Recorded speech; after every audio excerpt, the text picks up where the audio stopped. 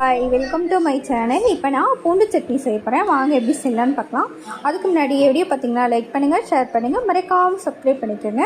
தோசை இட்லி கூட செம்ம டேஸ்ட்டாக இருக்கும். வாங்க வீடியோக்குள்ளே போகலாம்.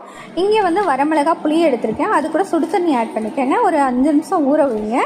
இப்போ அதே அடுப்பத்தை வச்சு கடாயை வச்சுருங்க. அதில் உளுந்து போட்டுக்கோங்க. கொஞ்சமாக வெந்தயம் ஆட் பண்ணிக்கோங்க. இப்போ நல்லெண்ணெய் ஊற்றி நல்லா வணக்கிக்கோங்க. கோல்டன் கலர் வந்த உடனே அதை எடுத்து வேறு பிளேட்டில் மாற்றிடுங்க. மாற்றிட்டு அதே கடாயில் மறுபடியும் நல்லெண்ணெய் ஊற்றிக்கோங்க. ஊற்றிட்டு பூண்டு நிறையா எடுத்துக்கோங்க. அப்புறம் பெரிய வெங்காயம் அதை ஆட் பண்ணிக்கோங்க. ஆட் பண்ணிவிட்டு கொஞ்சம் வணக்கி விடுங்க. லைட்டாக வணங்கினோன்னா அது கூட கொஞ்சம் உப்பு ஆட் பண்ணிக்கோங்க. ஏன்னா வெங்காயம் வணங்கணும் இல்லையா, அதனால் உப்பையும் ஆட் பண்ணி நல்லா வணக்கிக்கோங்க. இந்த அளவுக்கு வணங்கினோன்னா அதையும் எடுத்துருங்க. எடுத்து ஆற வச்சுருங்க.